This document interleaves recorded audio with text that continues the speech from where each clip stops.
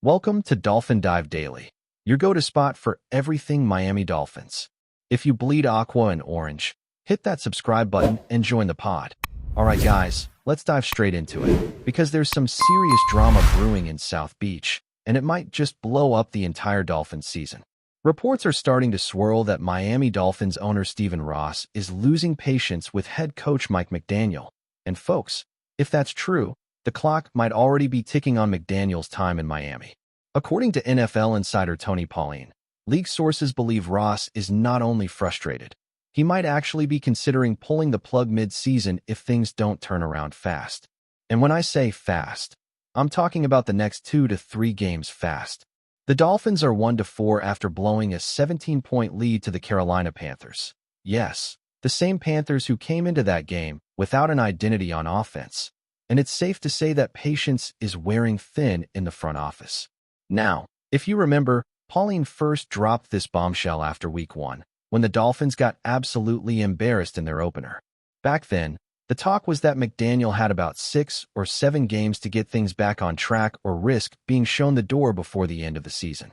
Fast forward a few weeks later, and it doesn't look like much has changed. In fact, it's gotten worse. The same sources are doubling down, saying McDaniel could be fired within the next few games if the Dolphins keep spiraling. And here's the kicker. Miami's upcoming schedule isn't exactly forgiving. They've got the Chargers, the Browns, and the Falcons coming up, 3 teams that can expose every weakness Miami has right now. If they drop even 2 of those, it might be curtains for McDaniel. But before we go any further, let's take a step back and talk about how we even got here. When Mike McDaniel was hired back in 2022, he was seen as this bright, creative, offensive mind, the next big thing in the league. He came out of that Kyle Shanahan coaching tree, the same one that's produced some of the sharpest offensive schemers in football. Miami fans were thrilled. After years of defensive coaches and failed experiments, they finally had a modern offensive guru who could unlock Tua Tagovailoa, unleash Tyreek Hill and Jalen Waddle, and bring that 49 Airs style motion-heavy, fast-paced attack to South Beach. And at first, it looked like the plan was working. The Dolphins' offense exploded in his first season. They were fun, they were flashy, and for a brief moment, they looked like contenders. But here's the problem. Football isn't about how you start. It's about how you finish. And under McDaniel, Miami hasn't finished much of anything. The team's record under him sits at 29-27, barely above .500, with 2 playoff appearances, but 0 wins when it matters most. For a roster that's as loaded as Miami's, that just isn't cutting it. Stephen Ross has poured money into this franchise. He's upgraded the facilities, signed stars, made trades. This is not a team that's supposed to be hanging around mediocrity. And when you blow a 17-0 lead to one of the worst teams in the league, that's not just a loss. It's an embarrassment. It's the kind of loss that makes an owner look around the room and ask, do we really have the right guy leading this thing? Now, some people close to the team have pushed back on Pauline's report. They're saying Ross doesn't want to fire McDaniel, that he's trying to be patient, that he still believes in the guy. And to be fair, Ross isn't exactly known for being impulsive. He's stuck with coaches longer than he probably should have in the past. But patience only lasts so long when you keep seeing the same mistakes. The defense can't hold leads. The offense looks disjointed. The team comes out flat after halftime. These are coaching issues, and they're starting to pile up. The optics are bad, and the locker room, at least from the outside, doesn't look like it's responding the same way it used to. And let's be real, McDaniel's whole vibe, his whole identity, is built on this cool, quirky, brainy persona. He's the coach who cracks jokes in press conferences, who wears Yeezys on the sideline, who talks about efficiency and analytics and vibes. That stuff works when you're winning. It's charming, even. But when you're losing, when you're 1-4 and your team just coughed up a 3-score lead, that same personality can start to rub people the wrong way. Players stop laughing. Owners stop smiling. And suddenly, all that fun football energy feels more like a distraction than a direction. If Ross really is thinking about making a move, the next question becomes, who's next? According to Pauline's sources, the Dolphins could pivot hard in the other direction, away from the player's coach style and toward a disciplinarian. And one name that's already floating around? Former NFL head coach Rex Ryan. Yeah, you heard that right. Rex Ryan. The man who once led the Jets to back-to-back AFC championship appearances with swagger, toughness, and an iron fist. It would be a total 180 from McDaniel's style. And honestly, it might be exactly what Ross wants. After years of finesse and flash, maybe he's craving some grit and grind. Someone who'll hold players accountable, challenge egos, and bring that old-school fire back to the building. Of course, Rex Ryan hasn't coached in the NFL since 2016, so that would be a risky play. But the league has a way of recycling names, and if Ross truly wants to shake things up, you can bet he'll look for someone who can change the culture overnight. Still, hiring Rex would send a clear message. The Dolphins are done being cute. They want results. Now, before Dolphins fans start panicking too hard, let's be fair here. McDaniel isn't a bad coach. He's not clueless. His offensive system can be beautiful when it's firing on all cylinders. His players like him. Tua has played some of his best football under him. But the NFL isn't a league that rewards, almost. It's brutal. It's results-driven. And when the results aren't there, even good coaches get axed. You don't get extra time because your scheme looks cool on paper. You don't get brownie points for having creative press conferences. You win, or you're gone. That's how it goes. Let's also talk about the front office side for a second, because this isn't just about McDaniel. Chris Grier, the Dolphins' general manager, is also feeling the heat. Pauline's report suggests that while Grier might not be fired mid-season, his seat is definitely warm. And how could it not be? He's the architect of this roster. If the team keeps underperforming, it's on him too. Remember, Ross has been trying to build a contender for years, and Grier has had control of personnel for a long time now. You can't keep selling potential forever. At some point, you have to deliver. It's wild to think that not long ago, the Dolphins were seen as one of the rising teams in the AFC. They were supposed to be the ones challenging the Chiefs and Bills, not sitting near the bottom of the standings. But here we are, 5 games into the season, and it feels like the foundation is cracking. The fan base is restless, the media is circling, and the locker room, while still holding together publicly, can't be immune to the pressure. Every player knows what it means when rumors like this start floating around. It means people's jobs are on the line. It means desperation time. If McDaniel wants to save his job, it's simple. He's got to win. Not moral victories. Not, we played hard, but came up short games. Real, scoreboard-changing wins. He's got to show that this team still believes, still fights, still has an identity. Because right now, they look lost. The offense that used to scare teams is sputtering. The defense can't get off the field. And the spark that once made Miami one of the most exciting teams in football has dimmed. You almost feel for McDaniel. The NFL moves fast, and narratives change even faster. One year you're the genius everyone wants to copy, and the next you're fighting to keep your head set.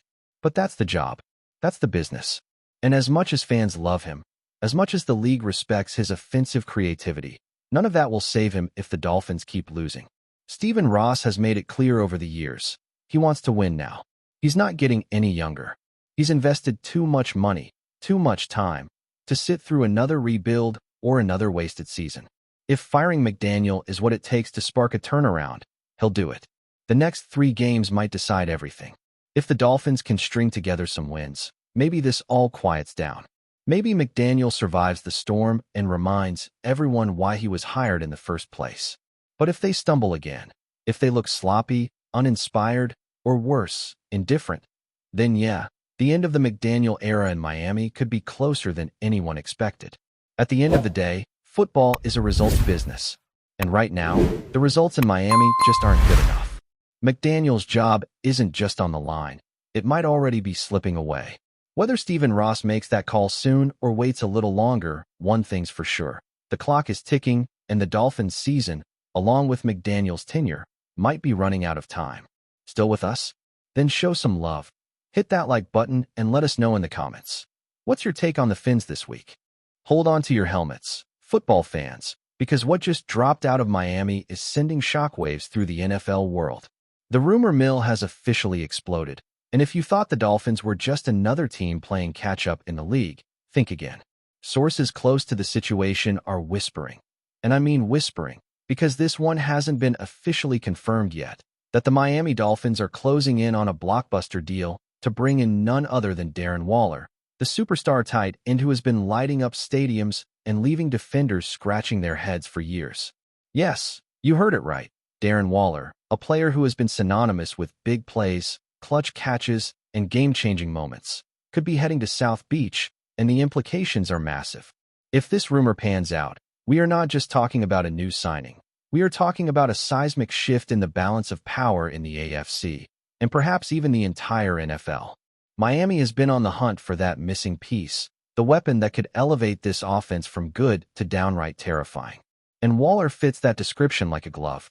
Imagine Tua Tagovailoa, already a rising star quarterback with a rocket arm and pinpoint accuracy, having Waller running routes down the middle of the field, stretching defenses, and creating mismatches at will. The Dolphins have shown flashes of brilliance in recent seasons, but consistency has been their Achilles heel, and let's be honest, Waller has the kind of impact that doesn't just improve a team, it transforms it.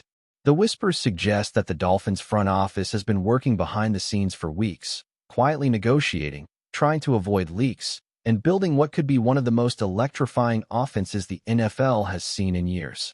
Rumors are swirling about how this deal might come together.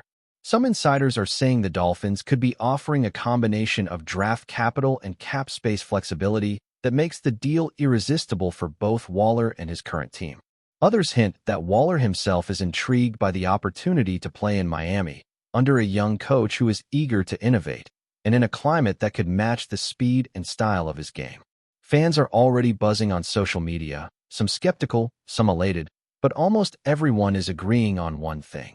If Darren Waller lands in Miami, we are witnessing the start of a new era in the AFC East. The Patriots, Jets, and Bills might need to rethink their strategies, because this is not just a signing. This is a statement. And let's talk football for a second. Waller is not just any tight end. He's a mismatch nightmare.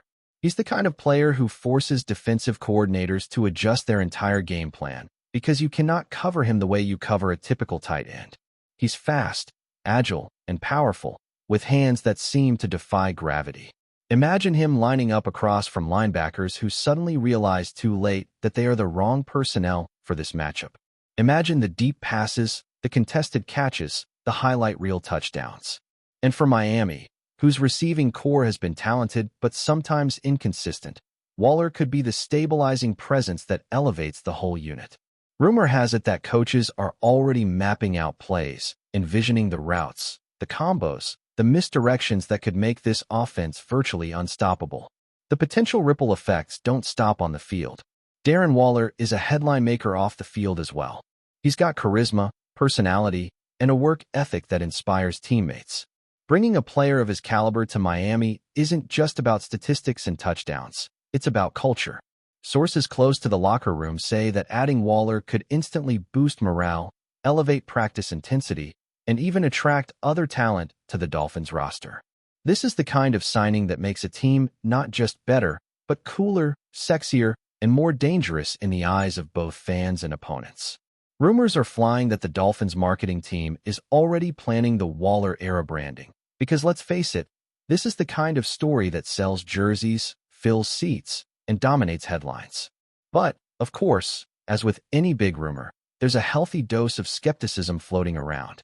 Some critics are questioning the fit. How would Waller mesh with Tua? Would he demand the ball too often? Could the Dolphins' offensive line handle the additional pressure that comes with having a superstar tight end drawing double coverage? These are fair questions, and insiders say that discussions behind closed doors have covered every angle. The sense from sources is that both sides see enormous upside, and the Dolphins are willing to take calculated risks to make this happen. There's talk that Waller is looking for a team that can give him the chance to shine, a place where he can be the centerpiece rather than just another cog in the machine, and Miami might just be that perfect stage. The timing of this potential signing couldn't be more dramatic. With the offseason in full swing, teams are already jockeying for position, trying to make moves that will define the next season before the draft, before free agency frenzy fully hits, and before expectations spiral out of control. If this deal goes through, it will send a signal across the league. The Dolphins are not just participants anymore. They are contenders, and they are willing to do whatever it takes to compete at the highest level. Rumors suggest that Waller's representatives and Miami executives are in the final stages of negotiation, ironing out details that could make this one of the most talked about moves of the year. Fans are holding their breath, social media is lighting up, and analysts are scrambling to predict how this will affect the power rankings, playoff projections, and the overall narrative of the AFC. And let's be honest, Miami has the right mix to make this story irresistible. Sunshine, a vibrant city, an exciting young quarterback, and a fan base that is starving for big news. All these elements make this rumor the perfect storm. Some insiders have even hinted that this is part of a broader strategy. The Dolphins want to assemble not just talent, but personalities, players who will dominate headlines, draw crowds, and make Miami synonymous with excitement again. Darren Waller fits that mold perfectly. He's not just a player. He's an event, a storyline. And if the whispers are accurate, the Dolphins could be on the verge of the kind of signing that defines a decade. So, what does this mean for the NFL landscape? If Waller lands in Miami, other teams will be forced to adapt. The Patriots might need to rethink their defensive schemes, the Bills might see their dominance questioned, and even teams outside the division will take notice. This isn't just about one player. It's about the statement the Dolphins are making. Sources hint at potential domino effects. Other free agents could be influenced by this signing. Young players may see Miami as the next big opportunity, and the league as a whole might suddenly realize that the Dolphins are no longer just a story in the shadows. They are a headline-grabbing, trend-setting powerhouse in the making. As of now, everything is still under wraps, shrouded in secrecy, and dripping with intrigue. But one thing is clear. If Darren Waller heads to Miami, this is going to be one of the most electrifying off-season stories the NFL has seen in years.